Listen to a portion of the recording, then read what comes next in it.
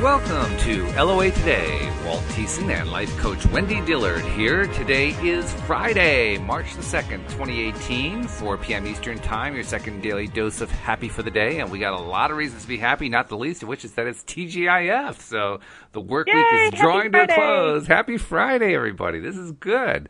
And, of course, every day is good, too. But Fridays are especially good because that's when so many people get to go home and spend time with the family, go home and maybe they have plans for the weekend. Maybe they're single and they're going to be hitting the town. I mean, anything but the work week. So it's a good thing. It's a very good thing. How you doing?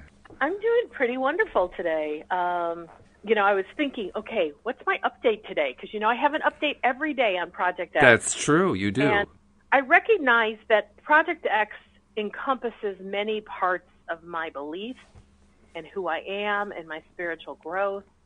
And I would say the piece that is kind of new since yesterday's show is that I've gotten greater clarity on what I was talking about yesterday, which may not sound like it's part of Project X, but it kind of is for me, which is how I was really wanting to have a deeper, more personal relationship with the non-physical part of me. Sure. Which I call my inner being.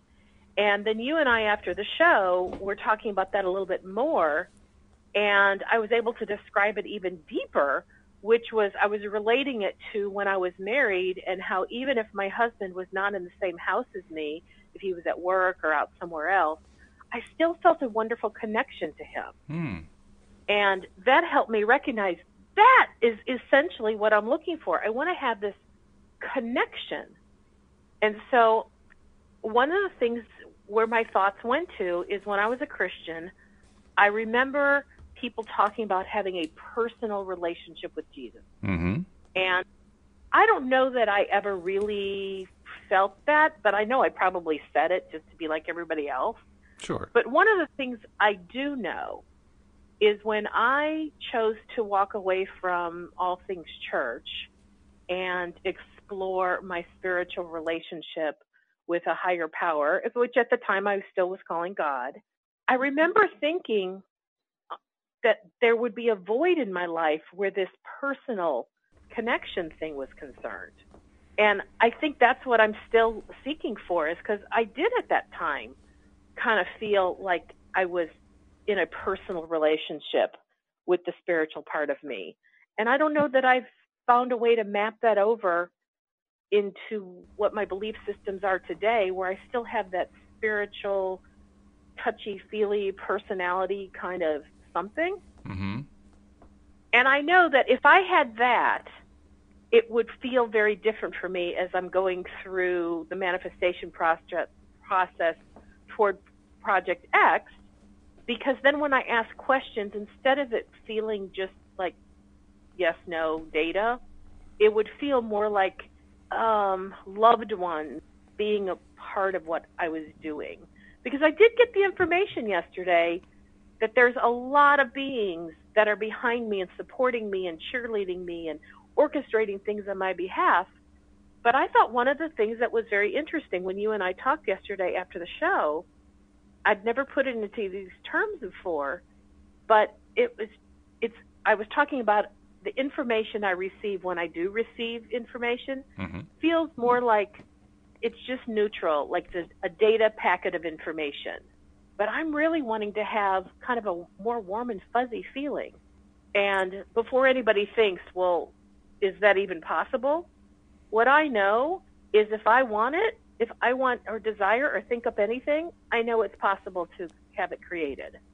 So that's what I'm looking for, and so that's what I'm turning my attention towards, is to look for a more sensory-based relationship with all that is.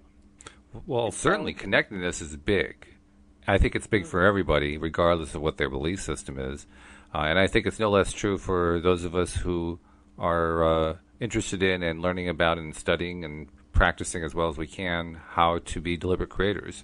The thought that came to me as you were describing all that is you have all those beings behind you, but you also have everything else, every other being in existence connected to you. I mean, because we're all connected, right? We're all part of the same substance, the same energy source, if you will. And because of that, we are all connected. I mean, it just on that level. Now, does that mean that we necessarily feel that? I mean, I'm still learning that connectedness. You're actually light years ahead of me in terms of that part of it. But I'm learning it. I'm learning it, and I'm beginning to start to sense it. And any time that I get any kind of connection, any kind of impulse, whatever, and I'm realizing that it wasn't originated in my conscious mind, I said, whoa, who was that? There's something going on here. There's another being that's in some way, quote, talking, unquote, to me. Mm-hmm. Well, that is a form of connection. Now, is it the warm, fuzzy connection of a significant other who you're spending a lot of time with and having dinner and all that kind of stuff? No, it's not that same level, obviously. But the connections are actually there. What's the thing that Abraham says at the beginning of every workshop? It is good to come together for co-creating. I don't think that's just like an abstract thing they say. I think they really mean that. No, not at all. And like for me, I mean, ever since I was small, probably in Christian terms, it was called the gift of the Spirit. Mm-hmm. My gift was the gift of knowingness. Like I received knowing. I know when I know. But there's not a sensation of warm and fuzzy that goes along with it. Like I said, it's much more data oriented. It's very neutral. It's kind of dry. And I think my strong desire now for a more warm and fuzzy personality like experience is my desire to have more physical sensation. Oh. Because, like way back when I was taught to deny my feelings. So I did. So I cut them off. So even if they were there, I wasn't allowing myself to recognize them or acknowledge them. And even though I do have a lot more feeling, if you will, in my life, and I do recognize it, there's parts of me that still feels a little bit cut off from it. And so I think that's what I'm doing. I'm calling that toward me. That's my desire that I have great awareness of now, that I want to feel, connection, not just know connection. Mm-hmm. Sure. So that's kind of where I'm at. Yeah. Well, that makes sense. There was also something else that we talked about yesterday, and I can't remember if we did it before or after the show. So if it was after the show, then listeners forgive me because it sounds like I'm talking about something that you don't know about. But I was talking about how I wanted to be able to have English conversations in the English language with non-physical beings. And today I find I have to amend that after my conversation with Tom in the morning podcast. I find that I actually want something a little bit different from that. I want to learn to, for lack of a better term, learn to speak vibration, because vibration is the language of the non-physical. Well, it's one thing, I suppose, to ask them to learn my language, but why can't I learn theirs? I am, after all, mostly non-physical. That's what they're teaching us. The only thing that's lacking is that here in the physical world, I've somehow lost track of how to talk physical. That's really cool. How to talk vibration. That is a very cool thing to desire. Why not learn to talk vibration? Why not learn to talk non-physical? Why can't we do that? Well, I think we probably could. Well, I will. This is what I surmise, that if you start to tune in vibrationally, I don't know that you'll be able to speak English words to other people necessarily to describe it, because the world of energy, the world of vibration, oftentimes defies or is outside of label. Well, that's all right. I can live with that. Because, I mean, seriously, okay. we can create new words if we really need to, Yeah, well, and I say that because my experience with my friend Keisha, she lives in a world of energy where her first language was understanding energy and vibration, and then she learned how to speak English.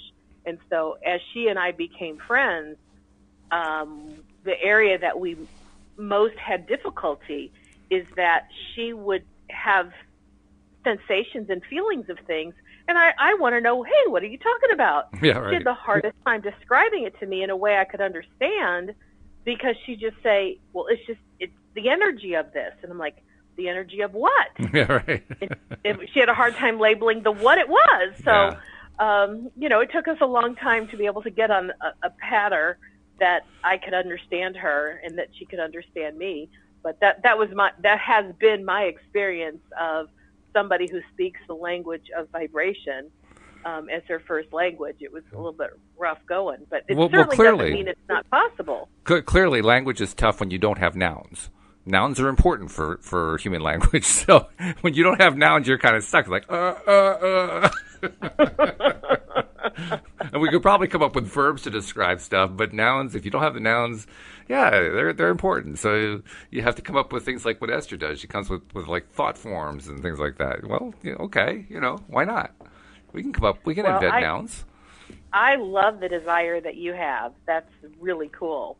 So I'm excited to experience the unfolding of that as you talk about it. I'll tell you honestly, you know what one of my reasons for that is? I want to be able to have conversations with my cats. I know that just sounds weird, but I do. I just want to be able to. No, it doesn't. I mean, because Joy. I talk to pets all the time. I talk to babies who are nonverbal all the time. Oh, I'm sure they talk to me too. The problem is I don't understand them because they're probably talking in vibrationese, and I don't know the language. So I figure they probably already know the language. They probably never lost it. I just have to learn how to understand what they're saying so that when they're communicating to me, it's not all sign language, Because right now the sign language is, the cat walks you over to the door. Oh, you want to go outside? Okay. It would be much easier if the cat came up to you and said, in vibrationese, I'd really like to be let out. Could you open the door for me?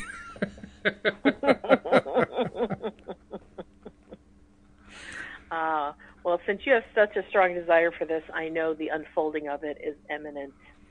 By the way, there was a video that got passed around on YouTube about 3 years ago, and I just saw it for the first time, but I passed it along to Louise, and I thought I'd mention it here because it involves cats. It has nothing to do with anything we're talking about other than cats, but it was cute. It was a picture of a video of an orange tabby who was in slow motion trying to catch a snowball.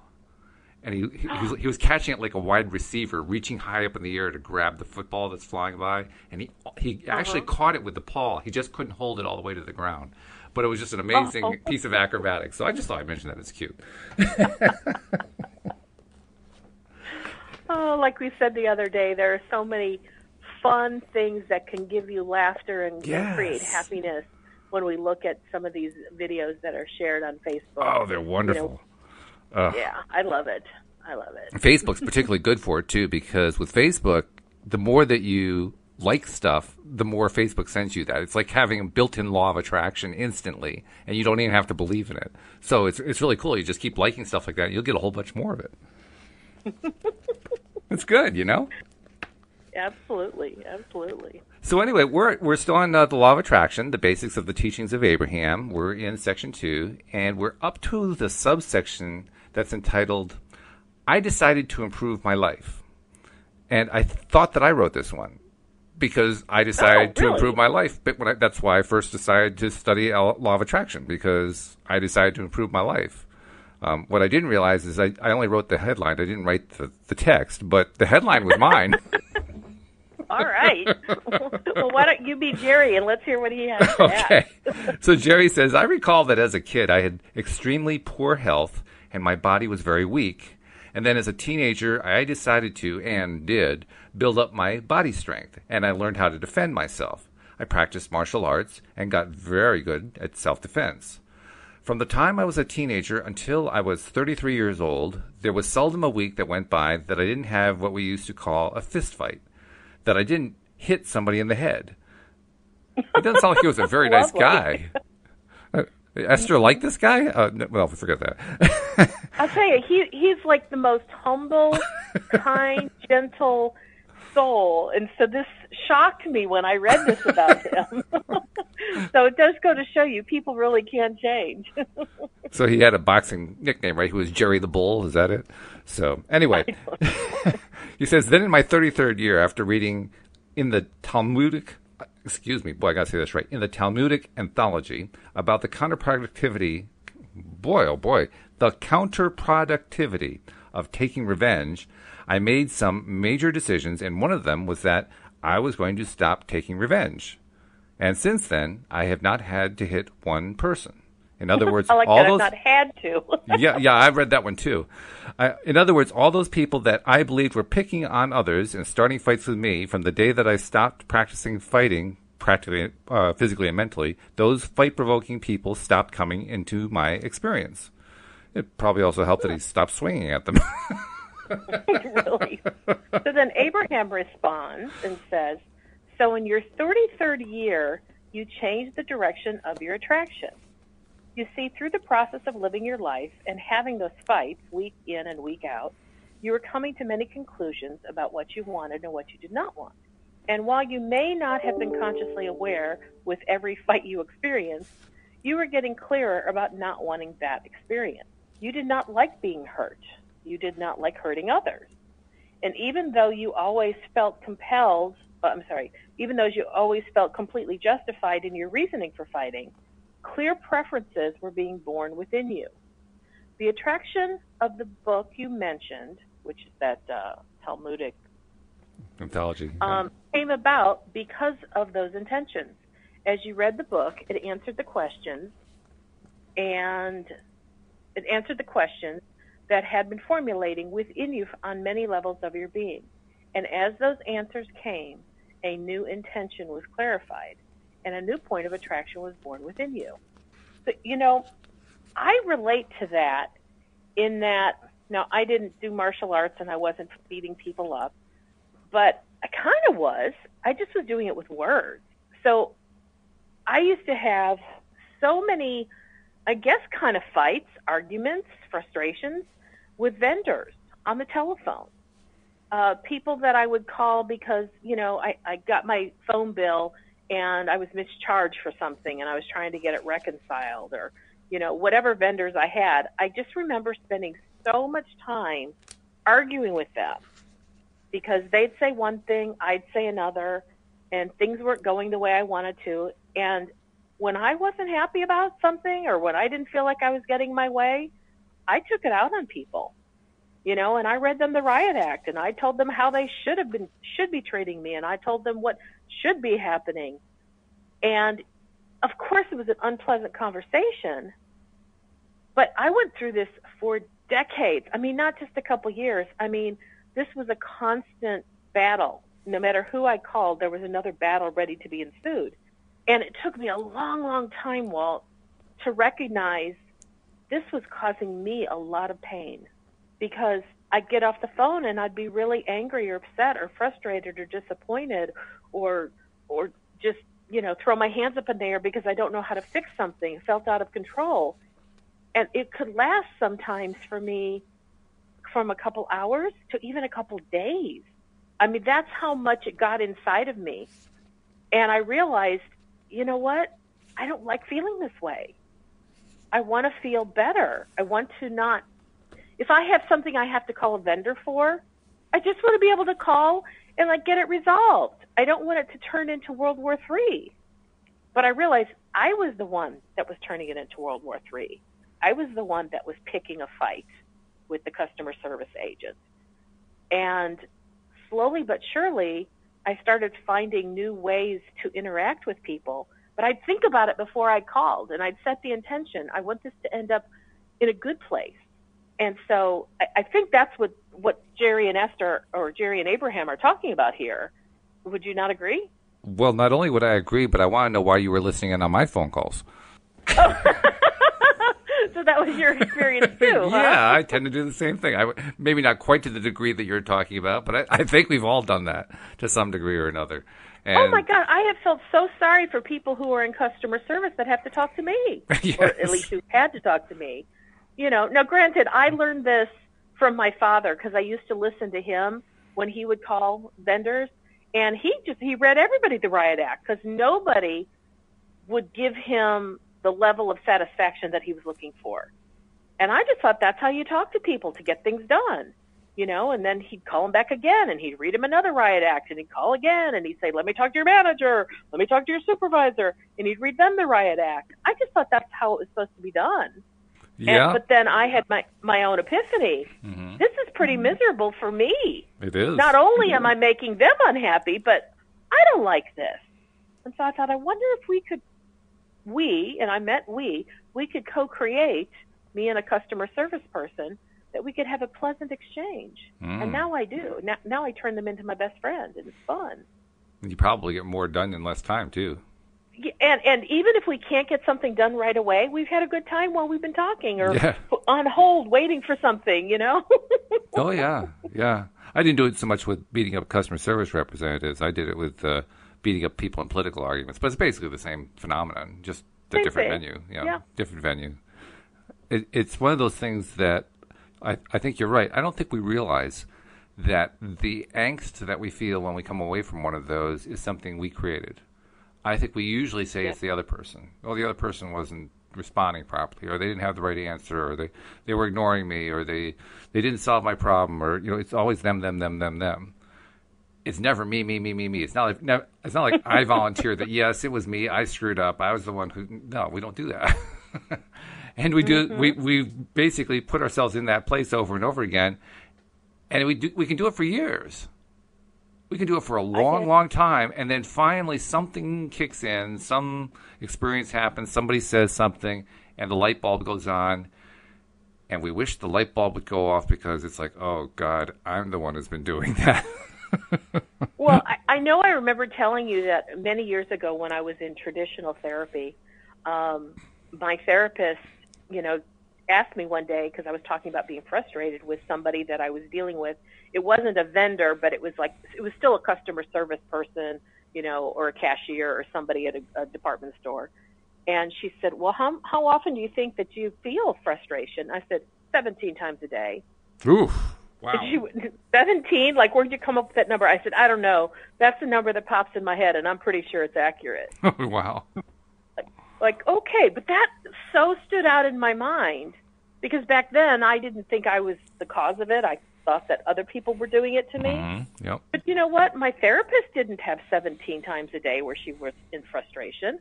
My friends didn't. Now, my father probably had 17 times 17. But, but I mean, not everybody experiences frustration everywhere you go when you talk with people. But I felt like I did. And I don't anymore. And I know that's because I changed the circumstances. I'm the one who comes into relationships with people, even if it's the first time I've ever met them that I'm going through the grocery store and getting, having the checker, that I've never seen before. I have a new intention to be friends with everybody that I meet. I have an intention to maintain a sense of happiness everywhere I go. And if I see something unpleasant coming my way, I step aside and go somewhere else because I like to feel good. And now I can honestly say I think I'm addicted to it. Mm-hmm. I used to be addicted to frustration, but, let me tell you, if you're going to be addicted to happy. Absolutely. It's a whole lot more pleasant. And I'm sure you noticed this right away. I noticed it when I started modifying my own behavior. It's amazing when you're dealing with somebody who you're especially with a call center, you're calling them to ask for help. And we all know what the mainstream, popular, cliche-like beliefs are about, what people are like when they work in call centers and, what level of intelligence they have and how helpful they aren't and all that kind of stuff. I mean, we all know those things, so we kind of go in with those expectations. But when you go in with a different expectation, when you go in with the expectation that they're just doing the best they can, they're doing their job as well as they know, if you give them half a chance, they're actually going to be going out of their way to try to help you because that's how they get their excitement out of their day. When you go in with that expectation, not only is it more pleasant, you get a lot more done. I mean, more problems get solved quicker. You don't have the problems hanging around as long. At least that's what I found. I don't know if you didn't find it or not, but it seemed like the problems got solved a lot easier just because of the way I went into it. Another way to reframe this that I just thought of, one of the things that had been really, I thought, just kind of difficult to work with when we started coming more into a digital age where now oftentimes you have a customer service that's on a chat line or that you have to email and not every company has a live operator anymore that you can talk to. That's true. And oh my gosh, that really frustrated me for a long time because I had finally made peace with, customer service agents and I was nice to them, they were nice to me. And now it's like you get a chat person, and now it was even more impersonal.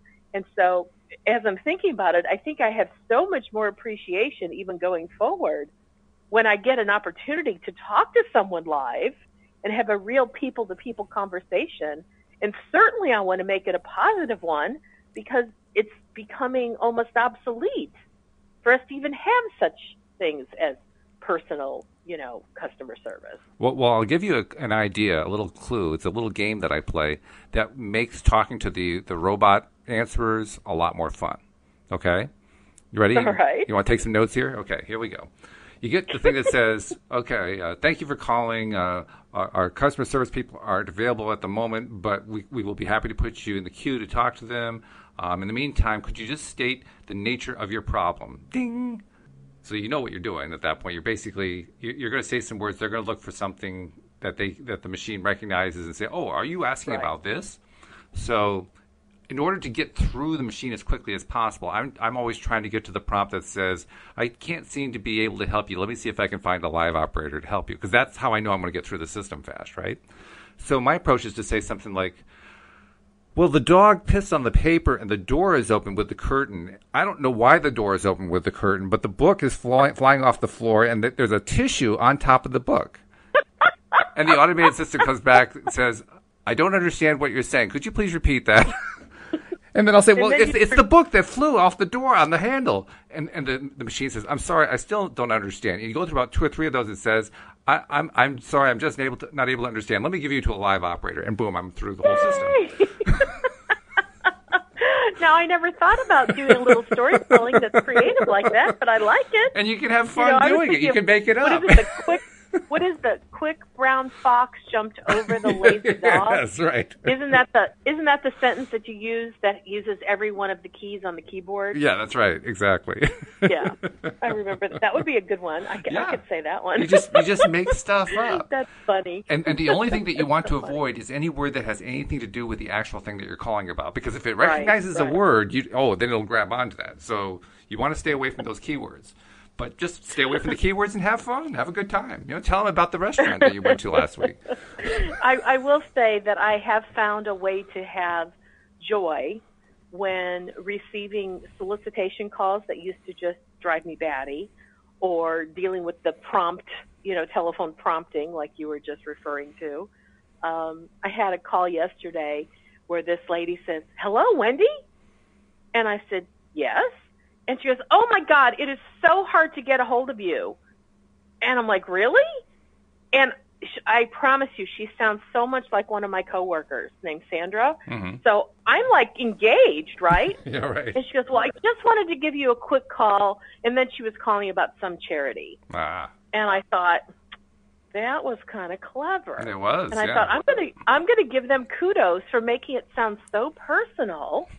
And then I hit call block. Yeah, that's right. Kudos first, call block second. Yeah.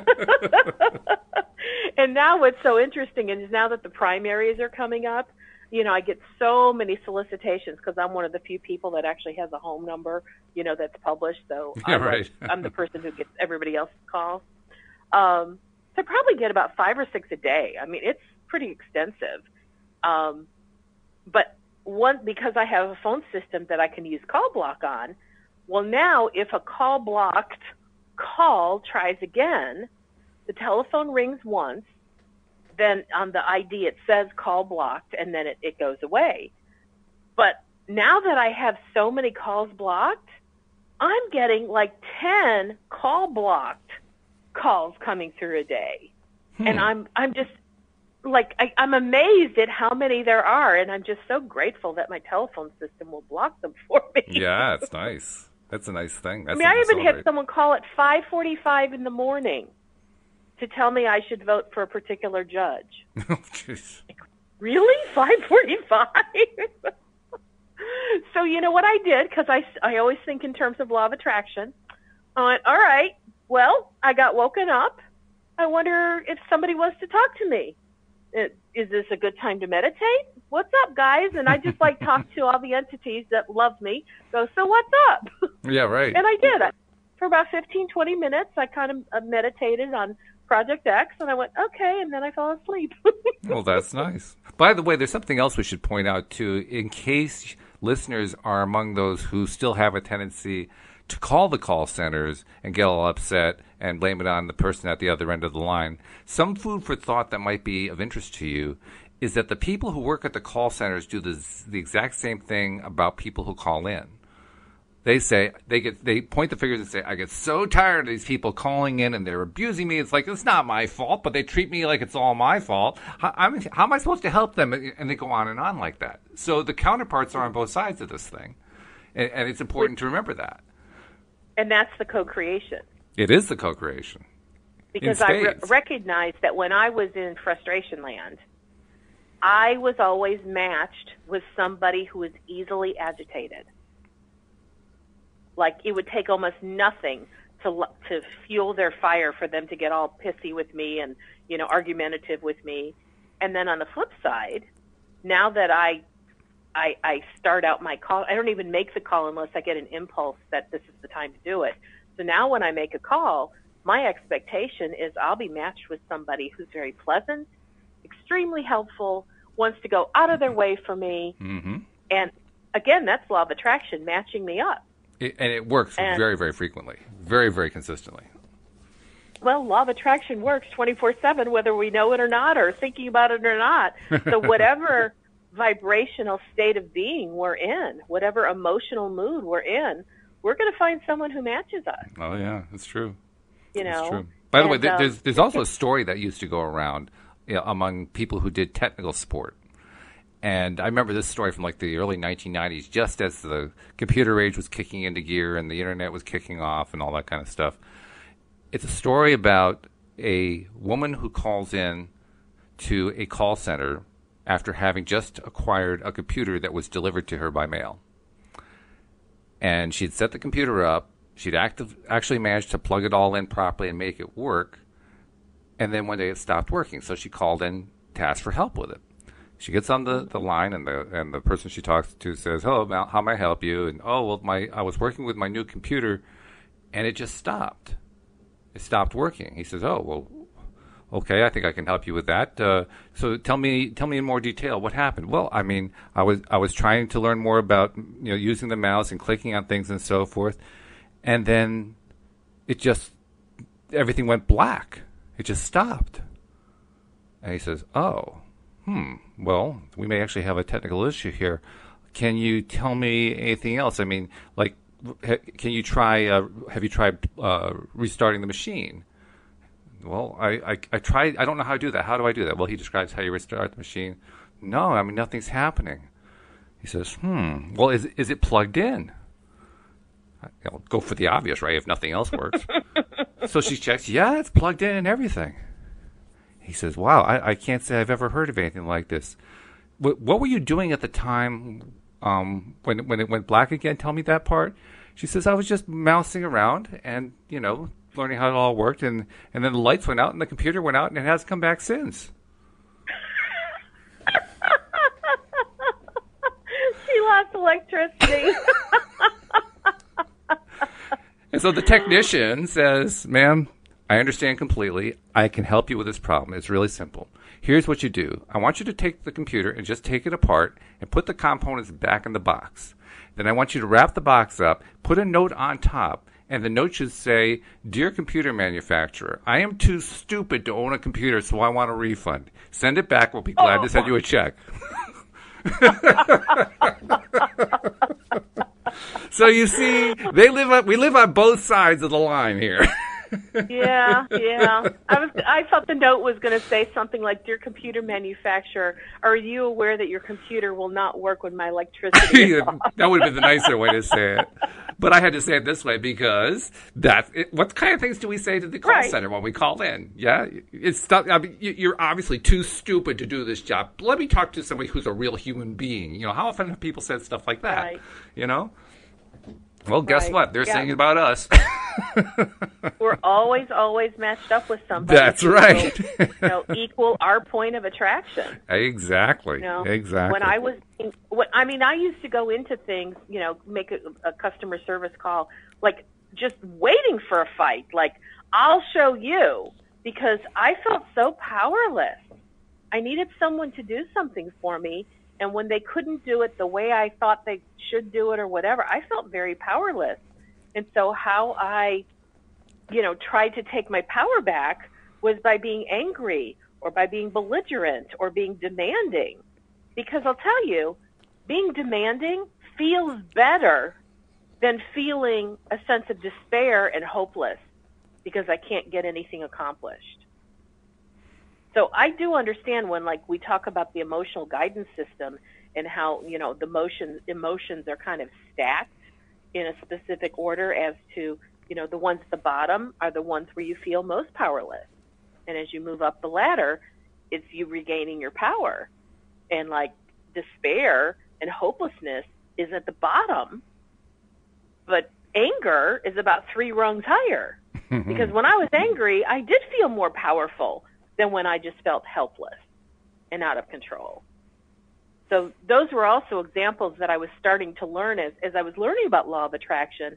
Those were examples that I had in my life so I could understand what this emotional guidance system was and how is it Abraham could say that revenge is better than depression. Yeah, I always wondered about that. Just horrible. Yeah.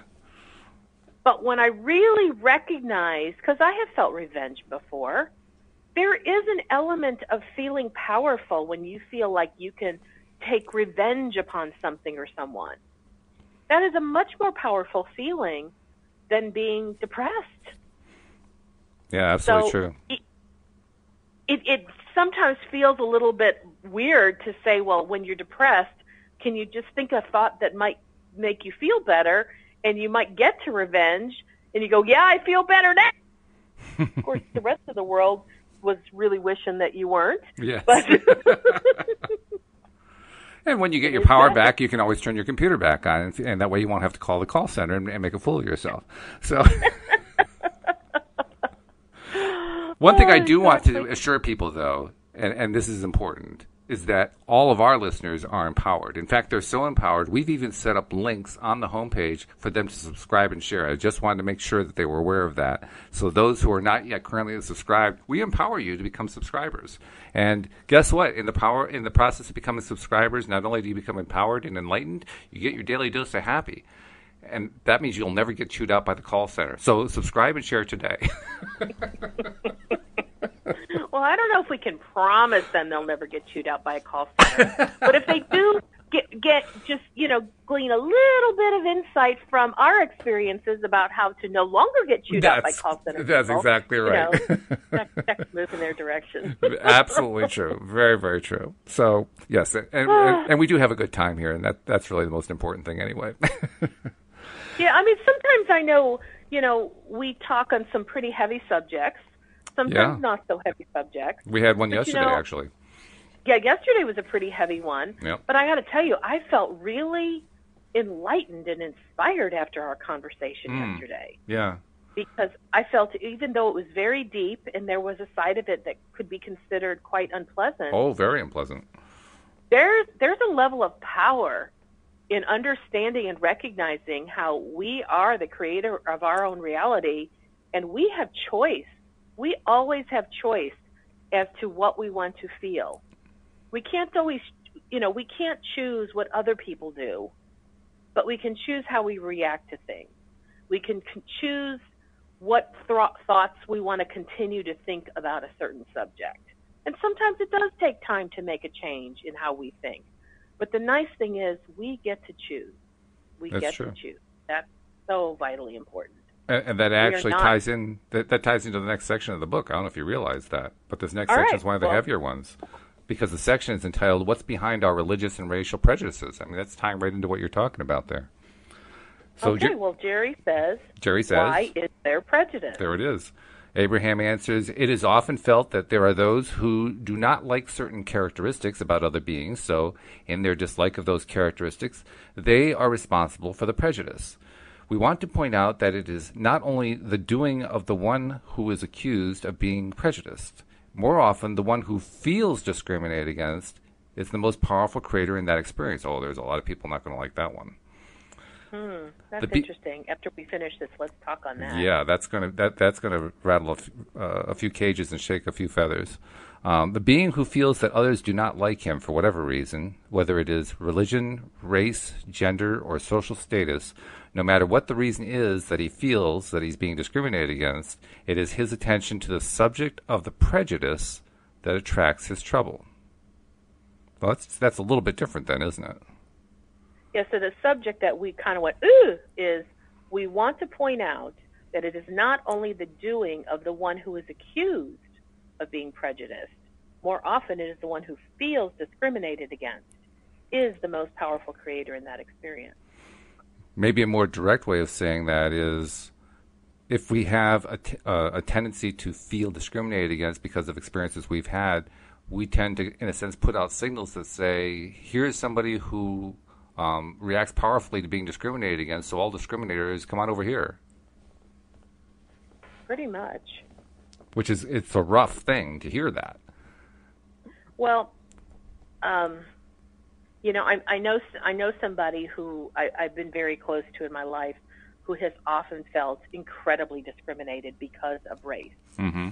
And because of that, I witnessed how often this person would get into potentially racial scuffles. Mm-hmm. Like, I actually witnessed them, and it didn't look like any big deal to me. But if you listen to what his takeaway was, you know, how he told the story, it was how somebody was there and making fun of him or picking on him, or, you know, and I'm like, but I was there, and that was not what I watched. It's not what I witnessed. Yeah. So because my friend came from a mindset that he is being racially profiled and discriminated against, he totally attracted that to himself on so many occasions. And it was really helping me understand how law of attraction really works, because these were my early years of law of attraction. And I was like blown away because, I mean, I understood, like, for me, the discrimination that I felt was that people discriminated me because of my weight. Well, I had so many really close friends say to me, Wendy, I don't know what you're talking about. I don't see the body that you're describing. You know, you're saying horrible things about yourself. I see you as beautiful and radiant. And I'd look at him and I'd just kind of go, what do you know? Like, you're wrong. What have you been smoking? But it's like I felt like I was being picked on. I felt like I was being discriminated as the fattest person in the room. And since I do feel very differently about myself now, I find it fascinating that now I can walk into a room, you know, let's say it's a lot of party, a lot of people, and I might be the biggest person in the room, but I no longer feel that way. Or now, for the first time, I actually see other people who aren't real skinny minis either. I didn't see them before. You know, everybody was skinny except me. And now I go, oh, look, there's lots of people who are all sorts of sizes here. But I'm very aware how me being the one thinking I'm discriminated against, I'm the one who brought that on. I see that now, but it wasn't very funny when I didn't see that, and I thought I was being a victim. That was really uncomfortable. Well, I'm sure it is. I remember one time seeing an Oprah Winfrey special on her own network where Louise was watching it, and I came into the room, and so I sat down and watched it with her for a bit because it was kind of interesting. I don't remember what the name of the show was, but it had something to do with like a frank talk about race or something like that. And they had all these very famous people coming on, and it was kind of like in her masterclass style, so each of these people are basically talking directly into the camera. And they're all presenting their perspectives on, you know, how much progress has been made, what progress hasn't been made, you know, maybe particular events in their lives, and so on and so forth. And then this one person, I can't remember who it was, came on and essentially said, I used to be very, very concerned about race and very, very upset about it until I finally realized one day that if I stopped being concerned and upset about it, it wouldn't affect me nearly as much. And what surprised me is that it now doesn't affect me at all. And I thought, whoa, wow. That's quite a comment. I mean, that one surprised me to hear that. I mean, that's somebody who had quite an enlightening moment to come to that understanding. Yeah. I mean, I was really impressed by that because that's not, especially since this person, she was appearing on a program that was discussing race, and she comes on to say that. Wow. I was really impressed by that. So the good news, I guess, is that people are beginning to learn how to put the issue aside in cases where they have not been able to put it aside in the past. And to me, that's really encouraging, because I've always believed that racism really wasn't going to disappear, or any other kind of ism really wasn't going to disappear until we stopped paying attention to it. I mean, when law of attraction came along and said we attract what we attract into our life by thinking about it, I said, yeah, how about that? That it really resonated with me. So hearing somebody say, yeah, we just got to stop even thinking about it, like, whoa, that was good.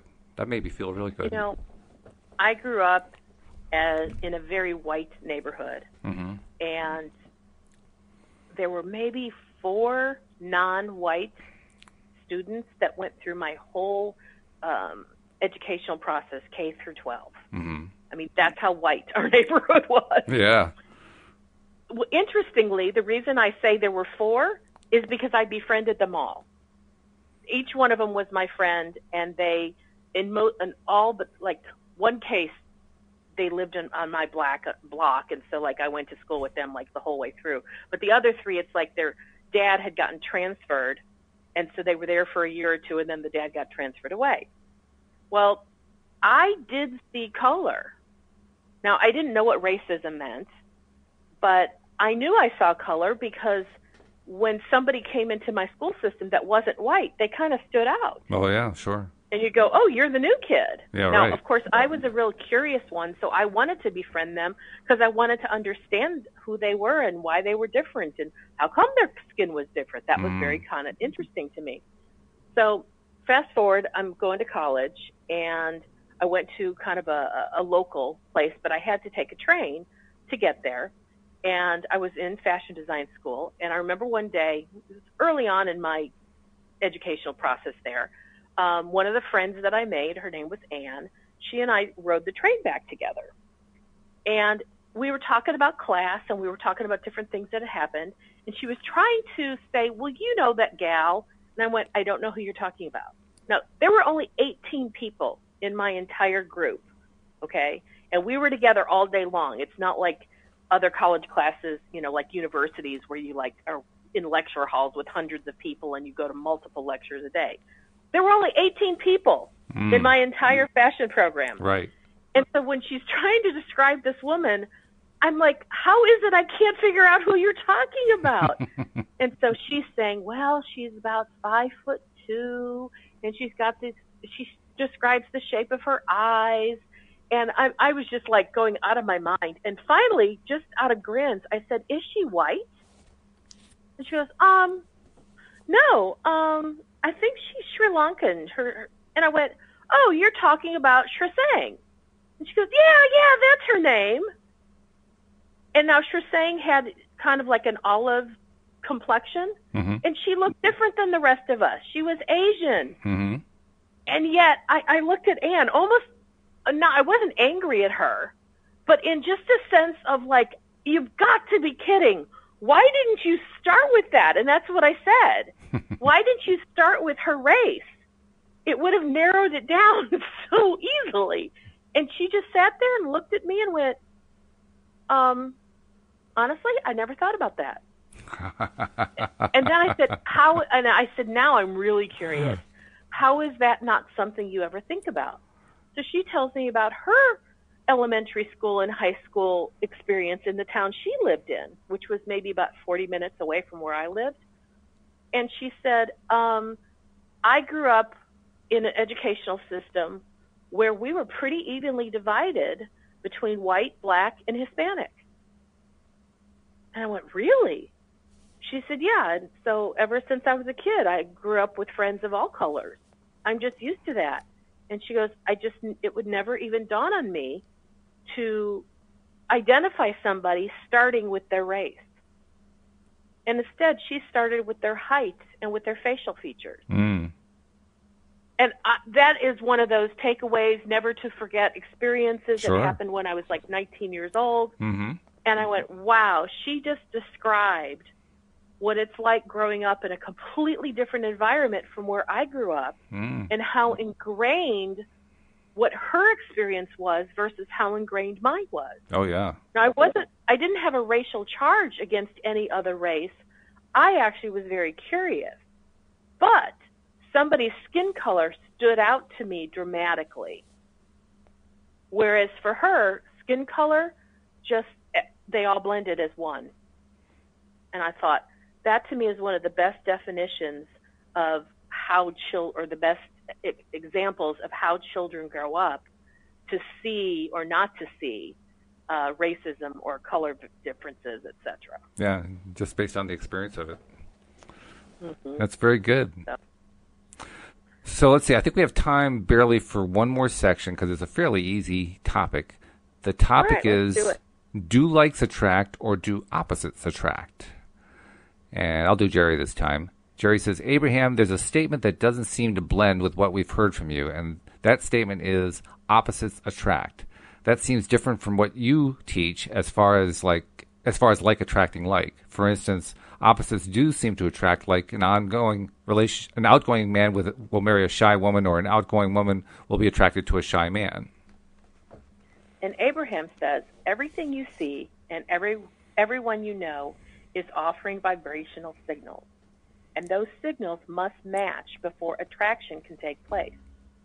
So even in a situation where people seem to be different, there is a dominant basis of vibrational similarity for them to be together. It is law.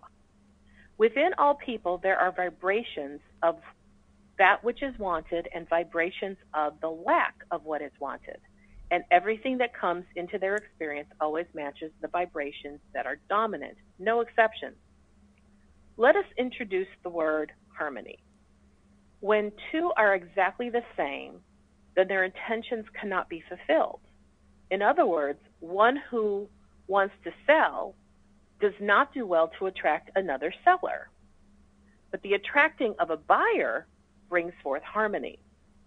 The shy man attracts an outgoing woman because his intention is to be more outgoing.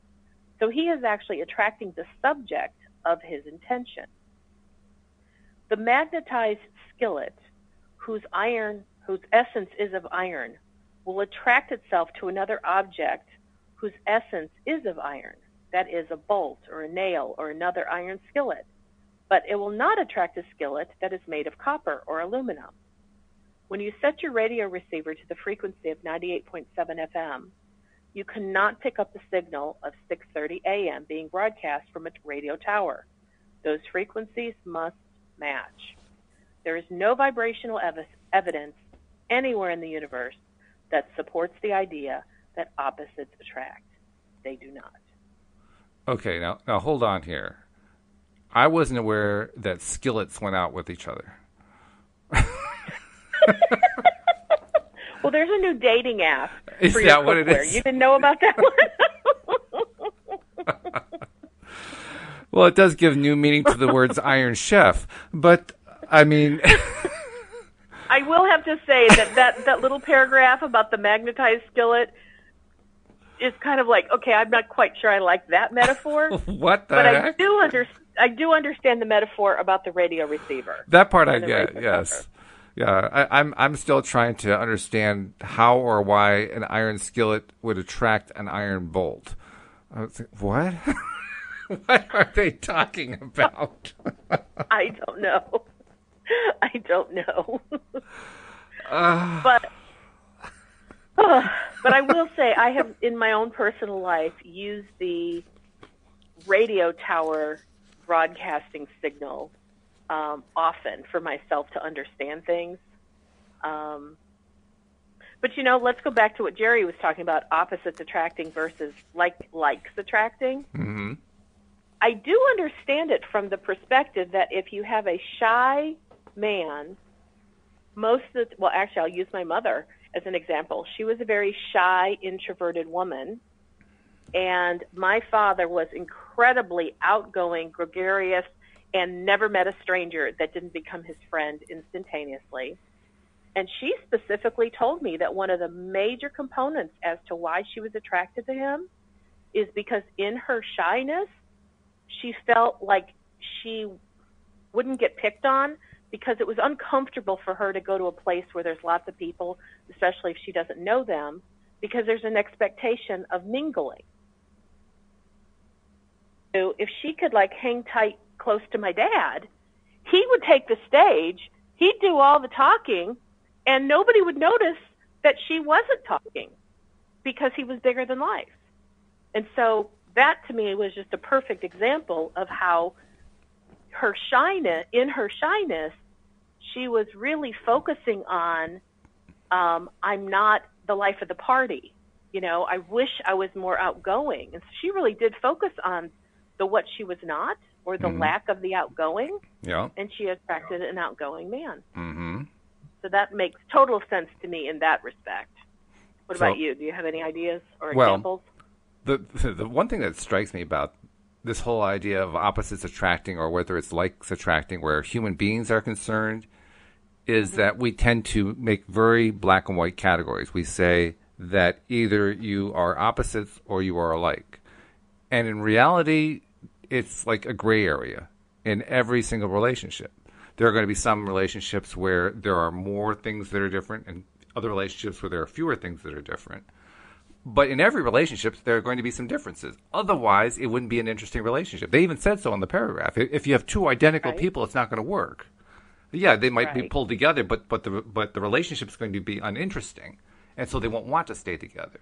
There have to be enough similarities for them to come together. That's like attracts like. That's the law of attraction part. But there need to be some differences to make it interesting and fun and exciting and different and worth staying with. Otherwise, what would be the point? I mean, if everybody was like you, your life would get really boring really fast.